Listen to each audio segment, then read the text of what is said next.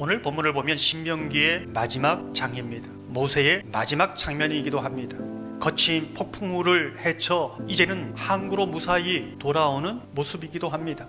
우린 이 모습을 보면서 질문하지요. 모세가 어떻게 이 거친 폭풍우가 몰아치는 그 항해를 무사히 마치고 안전하게 돌아올 수 있는가? 이 질문은 우리도 여전히 이 항해, 폭풍 치는 항해를 하고 있는데 어떻게 이 소원의 항구로 돌아올 수 있는가? 그 비결은 무엇인가? 그 질문의 대답이 오늘의 본문에 있습니다.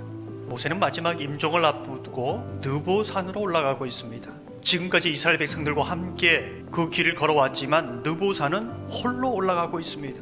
마지막 여러분이 올라갈 산은 홀로 올라가는 산입니다. 무엇보다 이 산은, 이 느보산은 누구나 올라갈 수 있는 산이 아닙니다. 신앙의 항해를 다 마친 자만이 올라갈 수 있는 그러한 산이지요. 그래서 느보산으로 올라가는 모세, 느보산으로 올라가는 신앙인의 모습이 가장 거룩한 모습이다, 이렇게 볼 수 있는 것입니다.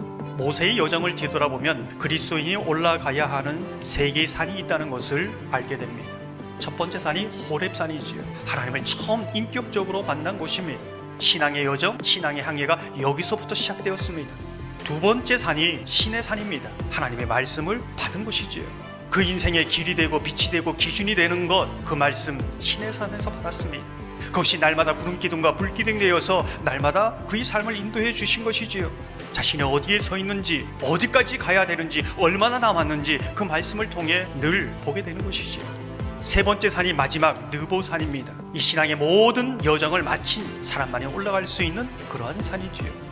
여러분의 호렙산은, 신의 산은 어디입니까? 여러분은 느보산에 올라가고 있습니까? 이것이 성경이 저와 여러분에게 던지는 질문이지요. 그렇다면 오늘 성경에서 모세가 느보산까지 오를 수 있었던, 신앙의 여정을 다 마칠 수 있었던 비결은 무엇인가? 이것을 질문하게 됩니다. 다른 말로 하면 왜 그렇게 수많은 사람들이 이 신앙의 여정에서 느보산에 오르는데 실패하고 말았는가? 수많은 사람들이 이 여정에 참여했습니다.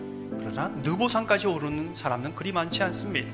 1군 9절을 보면 그 비결을 말해줍니다. 보게 하였거니와 건너가지 못하리라. 이게 중요한 구절입니다. 하나님께서 모세에게 경계를 정하고 계십니다. 하나님의 뜻이, 계획이 무엇인지를 보여주십니다. 건너지 못하리라. 모세의 한계 지점입니다. 그 한계 지점은 내가 정하는 것이 아니라 하나님이 정하고 있습니다. 거기에 모세는 복종하고 있는 것이지요. 모세 입장에서 보면 눈앞에 보이고 얼마나 간절히 원했던 것입니까? 근데 하나님은 여기까지다 라고 말할 때에 하나님의 뜻 앞에 복종하고 있습니다. 그것이 모세의 위대함입니다. 그것이 모세가 끝까지 느보산까지 올라갈 수 있는 비결이 된다는 것이지요. 구약학자에 의하면 마지막 느보산에서 머문 기간이 하루 이틀이 아니라 오랜 기간이었을 것으로 추측하고 있습니다. 저는 이런 상상을 해봅니다. 하나님께서 온 가나안 땅을 보이시면서 건너지 못하리라 말씀하였을 때 모세가 할렐루야, 하나님의 말씀에 순종하겠습니다, 이렇게 응답했을까요? 아니라고 생각합니다.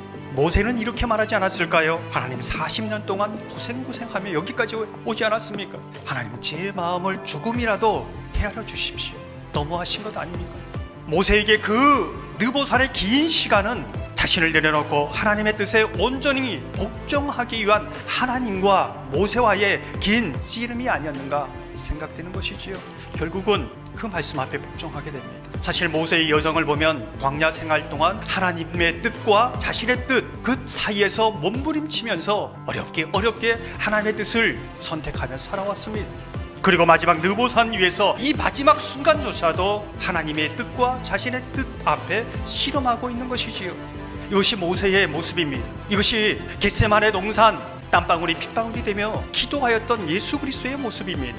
아버지, 내 뜻대로 하지 마옵시고 아버지의 뜻대로 되기를 원합니다. 이게 모세의 느보산처럼 예수님의 겟세마네 동산의 마지막 순간이었다는 것을 우리는 기억해야 합니다. 우리가 어떻게 이 여정을 달려가야 하고 인생의 느보산조차도 어떻게 서야 하는지를 보여주고 있는 것이지요. 많은 그리스도인들이 왜 느보산에 오르는데 실패했을까요? 신앙의 광야를 지나오면서 하나님이 원하시는 것이 무엇입니까? 묻지 않습니다. 그래서 그 자신의 삶의 경계가, 한계가 어디인지 모릅니다. 보지도 못하고 알지도 못합니다. 늘 묻는 질문이 그거지요. 내가 원하는 것은 이 질문을 수없이 던지지만 하나님은 원하시는 것은 무엇입니까? 묻지 않는다는 것이지요. 더욱 안타까운 것은 하나님의 뜻을 압니다, 봅니다. 그렇지만 그 하나님의 뜻 앞에 실험하지 않습니다. 자신이 보기에 좋은 길을 따라 나아가는 것이지요. 그러다가 세상의 것으로 믿음이 요동치고 흔들리다가 결국 파산하고 만나는 것입니다. 오늘 말씀을 듣는 저와 여러분에게 하나님은 묻습니다. 그 경계와 한계를 알고 있니?